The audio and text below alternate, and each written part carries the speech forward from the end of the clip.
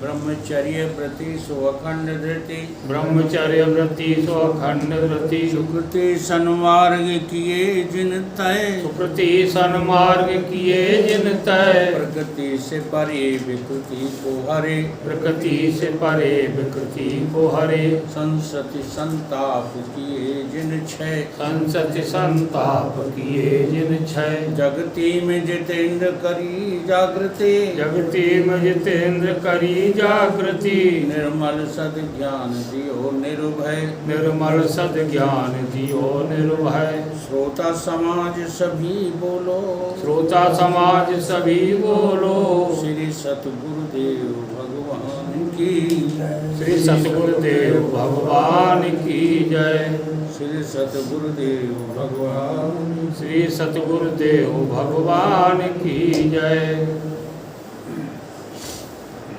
श्री विचार सागर दर्पण नामक ग्रंथ का अध्ययन प्रथम तरंग समाप्त। अंतिम दोहा ये कह रहा है, जो जन प्रथम तरंग यह पढ़े ताहि तत्काल करहु मुक्त गुरु मूर्ति भय दादू दीन दयाल। दादू जी की कृपा से, सतगुरुदेव की कृपा से जो इस प्रथम तरंग को पढ़ कर के पान कर लेता है, पढ़ने का मतलब केवल जो है पढ़ना नहीं है, उसे अपने जीवन में उतार लेना। तो दादू, सतगुरु दादू की कृपा से वो भवसागर को पार हो जाए, मुक्त हो जाए। गुरुदेव उस पर कृपा करेंगे, वो मुक्त हो जाए। इस प्रकार से द्वितीय तरंग प्रारंभ होती है। द्वितीय तरंग का प्रथम दोहा।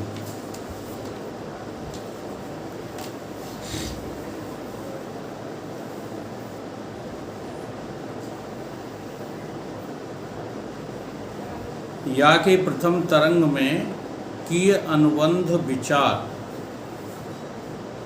कहो व द्वितीय तरंग में तिनको ही विस्तार।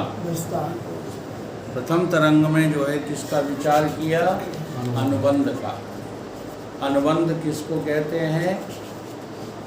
प्रयोजन, विषय, संबंध और अधिकार को। इन चारों को मिलकर के क्या कहते हैं? अनुबंध। तो प्रथम तरंग में इस अनुबंध पर विचार किया गया। अब इसी का जो है विस्तार से विश्लेषण होगा, विस्तार से इसको समझना पड़ेगा। लोग शब्दों को बोलते रहते हैं हठपूर्वक और अपने को ज्ञानी सिद्ध करते रहते हैं। आप लोग जवाब नहीं दे पाते हो, इसका हमें बड़ा दुख होता है। बार बार जो है वीरेंद्र से वो कहेगा, बगल में बैठ कर के मास्टर आता है, क्या नाम? करण सिंह। करण सिंह। ये व्यास हैं, तुम समास हो। हाँ, इनसे कहते हैं तुम समास हो। तुम समास हो, अर्थात समास को श्रेष्ठ बताता है वो अपनी दृष्टि से, और व्यास को निकृष्ट बताता है। ये उसकी नियत में है। बातचीत करते समय नियत को पहचाना करो कि ये बात उसने क्यों कही है। समझ रहे हो?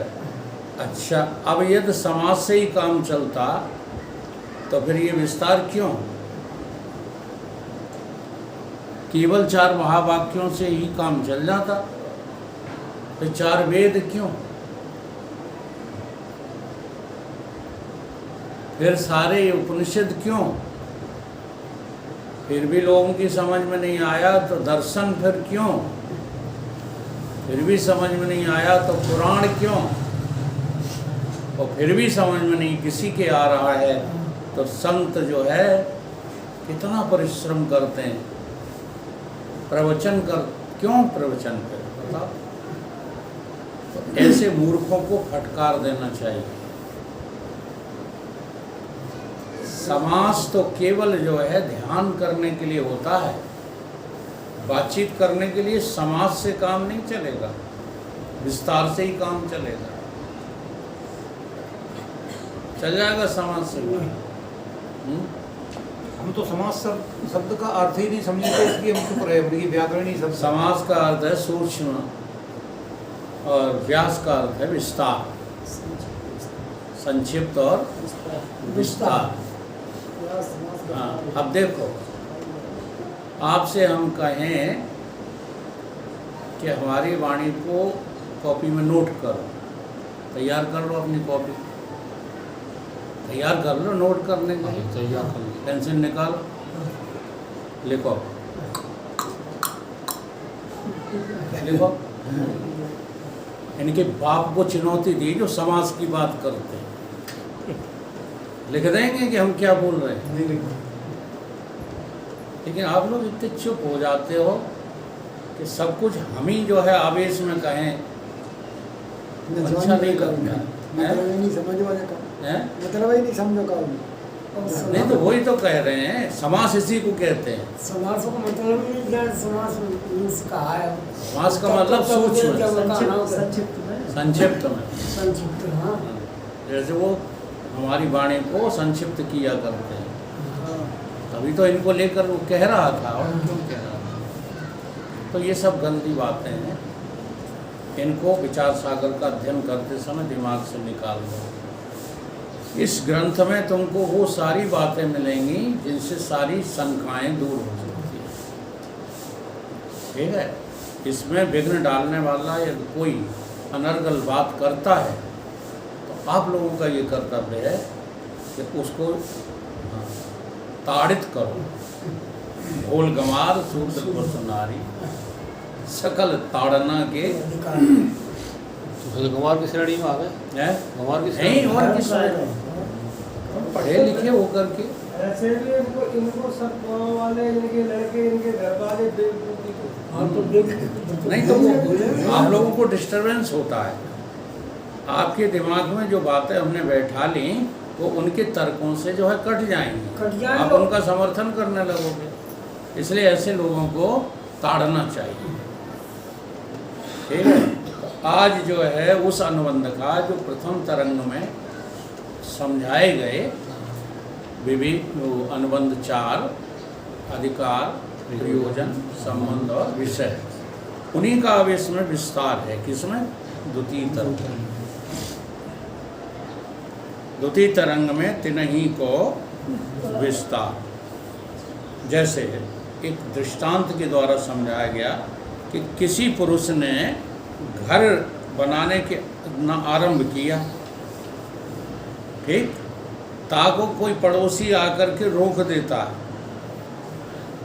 नहीं बनाने देंगे, तब वो फरियाद करके जो है कोर्ट से स्टे ले करके फिर से अपना घर बनाना शुरू कर देता है, ठीक है। ये दृष्टांत है। तैसे ही ग्रंथकार ने प्रथम तरंग में 4 अनुबंध निरूपण किए, सो मानो इस ग्रंथ का प्रारंभ किया। अब उस जो है द्वितीय तरंग के पूर्वार्ध में पूर्व पक्षी क्या करेगा? रोक देगा। पूर्व पक्षी क्या करेगा? रोक देगा कि तुम्हारी बातें जो है गलत है, प्रश्न खड़ा कर देगा। हाँ, प्रश्न खड़ा कर देगा, शंकाएं खड़ी कर देगा। हाँ, तिनसे श्रुति रूप आप कहाँ जाओगे? श्रुति रूप राजा के पास फरियाद करो, देखो ये हमको जो है आगे बढ़ने से रोक। देखो कितनी अच्छी बात समझाई, बहुत बढ़िया बात। अगर इन पर आप ध्यान दो तो मुक्ति इसी जन्म में हो जाए। अब श्रुति रूपी राजा जो है के पास जाके जब फरियाद करेगा तो उस श्रुति के बल से निसंग होकर के इन 4 अनुबंधों का निरूपण इस ग्रंथ के रचने का प्रारंभ हो जाएगा, समाधान हो जाएगा। इस रीत से द्वितीय तरंग से 4 अनुबंधों का विशेष निरूपण किया गया है। जब आप इस द्वितीय तरंग में इस विशेष निरूपण को ठीक ढंग से समझ लेंगे, समझे, तो पूरे ब्रह्मांड में ब्रह्मा विष्णु महेश भी उतर आए तो भी आपकी बात को काट नहीं पाएंगे। समझ रहे? इसलिए ये ग्रंथ हिंदी भाषी लोगों के लिए इतना महत्वपूर्ण है, अकाट्य अकाट्य है।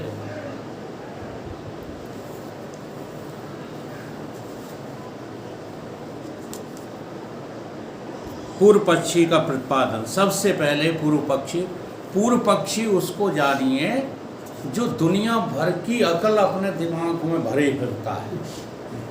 आप लोग कौन है? पूर्व पक्षी। हाँ, और वो भूसा है जो अकल तुमने अपने में भर रखी है ना, वो भूसा है, अकल नहीं है। तो अब उस भूसा को निकालने के लिए सतगुरुदेव तुमको ये से ग्रंथ पढ़ाते हैं। ये भूसा निकालना है दिमाग में से। तो सबसे पहले पूर्व पक्षी क्या प्रतिपादन करता है?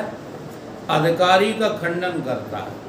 तो कहता है तुम्हें उस चीज को पाने का कोई अधिकार नहीं जो दिखती नहीं। देखो ज़्यादातर लोग यही कहते हैं, हम उस ईश्वर को नहीं मानते जो दिखाई नहीं देता। कहते हैं कि नहीं? तो क्या है, ये तुम्हारे अधिकार का खंडन है। तो सबसे पहले अधिकार का खंडन किया किसने? पूर्व पक्षी। अब ये पूर्व पक्षी ही चलेगा, दिमाग में ये रखना। जितनी बातें इसमें महत्वपूर्ण आएंगी और वो तुम्हारे अनुभव से मिलने लगेंगी, तुम्हारे अनुभव से वो मेल खाने लगेंगी, तो तुम उन्हें सच मत समझ बैठना। क्यों? क्योंकि ये तो पूर्व पक्षी के जो है तर्क हैं। गड़बड़ क्या होता है, विचार सागर को भी पढ़ने के बाद लोग सदैव जो है उस अद्वैत आत्मा के खंडन में ही बोलते रहते हैं। ऐसा नहीं हो सकता, ऐसा नहीं हो सकता। संसार है नहीं, संसार तो है, इसके बिना काम नहीं चलेगा।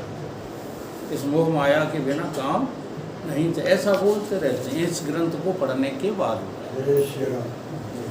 तो वो क्यों बोलते रहते हैं? वो इसीलिए बोलते रहते हैं क्योंकि वो पूर्व पक्षी और उत्तर पक्षी का अभिप्राय ही नहीं समझते। तो पूर्व पक्षी उसको कहते हैं जो सटीक से सटीक बात करेगा, ठीक है, लेकिन सिद्धांत के विरोध में ही होगी वो बात। जिज्ञासु कोटि का साधन, जिज्ञासु कोटि का तो है, लेकिन छोटा मोटा जिज्ञासु नहीं है, उत्तम जिज्ञासु, उत्तम जिज्ञासु है। और वो जिज्ञासु तर्क दृष्टि के द्वारा जो है, तीन तरह के जिज्ञासु होते हैं। एक तर्क दृष्टि होता है, और जितने प्रक्रिया ग्रंथ हैं ना, वो तर्क दृष्टि को जिज्ञासु बना करके ही बनाए गए हैं, जिससे तुम्हारे बात बिल्कुल समझ में आ जाए। दूसरा अदृष्टि होता है। अदृष्टि कौन होता है? जिसने ध्यान, धारणा, समाधि, भक्ति आदि करके निपुण होकर के गुरु के पास गया और गुरु ने कहा और उसने विश्वास कर लिया, उसको अदृष्टि कहते हैं। ठीक है? दृष्टि, हाँ, दूसरा अदृष्टि। अदृष्टि नहीं, एक तो तर्क दृष्टि, हाँ, दूसरा अदृष्टि, और तीसरा है वो जो है अपरोक्ष दृष्टि। अपरोक्ष दृष्टि वाला कैसा होता है? उसने सब कुछ जो है जान लिया है, केवल इतना जानने को रह गया कि मैं कौन हूँ, मैं कौन हूँ, कहाँ से आया हूँ, मुझे कहाँ जाना है, इतना जानने को रह गया। उसको कहते हैं उत्तम जिज्ञासु। उत्तम जिज्ञासु है वो कौन? पूर्व पक्षी। हाँ, रामचरितमानस में अनुसुईया जी के द्वारा प्रमाण दिलाया। अनुसुईया और सीता की बात हो रही है, तो उन्होंने कहा उत्तम कोटि का पतिव्रता नारी कौन है कि उत्तम के अस बस मन माही और सपने हो आन पुरुष जग। ऐसे ही उत्तम कोटि का जिज्ञासु कौन है जिसकी दृष्टि में हाँ मैं ही परमात्मा हूँ, इसके अलावा कोई दूसरा परमात्मा वो खोजना, लेकिन अभी उसकी समझ में नहीं आ रहा है कि मैं कहाँ से आया हूँ, कहाँ जाना है और कौन हूँ मैं, आना जाना भी है कि नहीं आना जाना। तो अपनी उस समझ को जो है परिपूर्ण बनाने के लिए उत्तम कोटि का जिज्ञासु होता है। उसकी चर्चा बाद में आएगी इसमें। अभी तो ये निम्न कोटि के जिज्ञासु के द्वारा बातचीत चल रही है, जो तर्क की दृष्टि से सच्चाई को समझना चाहता है। तो वो खंडन कर रहा है, काहे का? अधिकार का खंडन कर रहा है। कह रहा है कि भगवान को पाने का या इस ग्रंथ को लिखे जाने का अधिकार पढ़ने का किसी को नहीं, किसी को ये अधिकार नहीं है। ये अधिकार पना झूठी बात है। तो क्या कह रहे? मूल सहित जग ध्वंस की को करत नहीं आस, किंतु विवेकी चाहत हैं त्रिविध दुखन को नाश। कहते हैं कि मूल सहित इस जगत, जगत का मूल क्या है? अज्ञान। तो मूल सहित इस जगत का नाश कोई नहीं चाहता, कोई चाहता ही नहीं। यदि किसी से कह दो प्रलय होने वाली है तो धड़कने बढ़ जाती, सर्वनाश होने वाला तो धड़कने बढ़ जाती। अभी रूस का और यूक्रेन का युद्ध चला तो लोग टीवी से ही आंख गड़ाए रहे। तो ये जो टीवी देखने वाले, न्यूज सुनने वाले क्यों लगे हैं टीवी से? क्योंकि अंदर से इनको भय है कि आ जाए को विश्व युद्ध ना हो जाए। तो ये भय तब तक लगा रहेगा जब तक तुम वास्तविकता नहीं समझ पा रहे। मैंने सच बता रहा हूँ, एक दिन भी युद्ध नहीं देखा टीवी पे। हमेशा से ऐसा होता आया, होता रहेगा, होता था। क्या उसको जो है चिंता का विषय बनाओ? ठीक क्यों?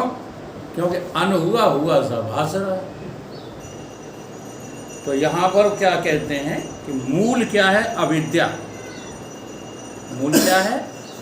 अविद्या। अविद्या सहित जो जगत का नाश का ये निवृत्ति, अविद्या सहित जगत की निवृत्ति, तो उसकी आस का ये इच्छा किसी को भी नहीं है। ये तर्क है, तर्क है। तर्क बड़ा सटीक। अभी आप हाँ हाँ भर लोगे कि हाँ ये तो सही है। किंतु कहिए का करे हैं, कई तीन प्रकार के दुखों का नाश सब चाहते हैं। तीन प्रकार के जो दुख हैं उनका नाश तो सभी चाहते हैं, हाँ, लेकिन मूल सहित जगत का नाश नहीं चाहता, कोई नहीं चाहता। इसका ये अभिप्राय है। जैसे हाँ, दुख तीन प्रकार के हैं: अध्यात्म दुख, अधिभूत दुख और अधिदेव दुख। ये तीन प्रकार के दुख हैं और इनका जो है इनकी निवृत्ति के सब चाहते हैं, सब चाहते हैं। जिसको जिस प्रकार का दुख है वो उसी दुख के औषधि के लिए प्रयत्नशील रहता।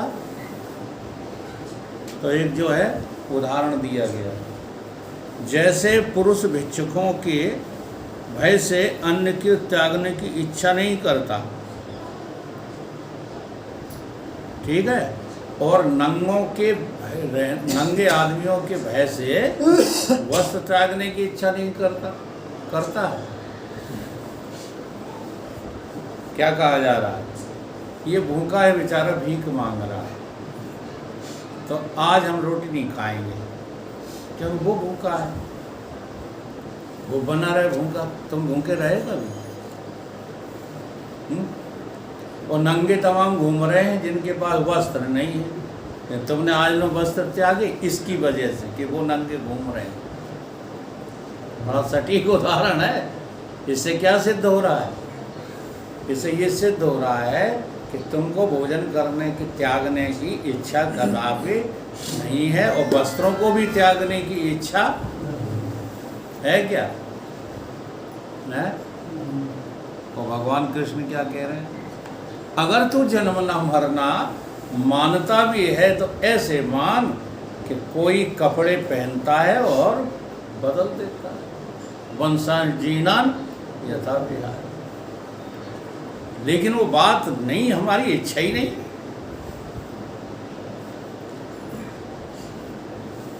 पशु पक्षियों के भय से कोई क्षेत्र को त्यागता?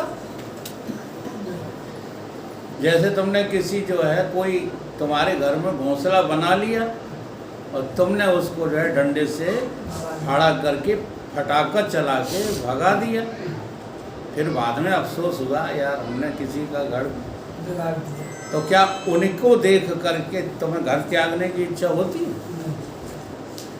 देखो भाव तो बनेगा कि बिचारे, अच्छा इतना ही तुम्हें उनसे वो है क्या बोलते, क्या बोलते हैं? लगाओ, प्रेम। हाँ, तो तुम त्याग दो घर, लेकिन इच्छा ही नहीं। तैसे ही विवेकी पुरुष भी ये तर्क दे रहा है, कितना सटीक तर्क है। हाँ, जगदीश सिंह सफल नहीं है तुम लोगों को बेवकूफ़ बनाने में। तुम हमें हम मिला देते हो इनकी, हमें पता है। इसीलिए तो कहते हैं कि भेड़ें तमाम मिल जाएंगी परंतु सिंह तो कहीं कहीं मिलता है। वो सिंह किसी भेड़ के साथ चलने को तैयार नहीं।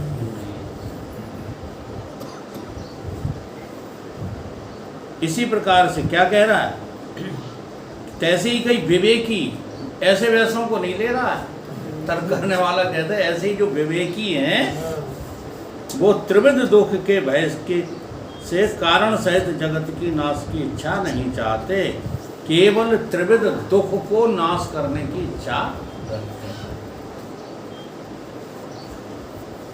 अब ये तीनों दुख देख लीजिए।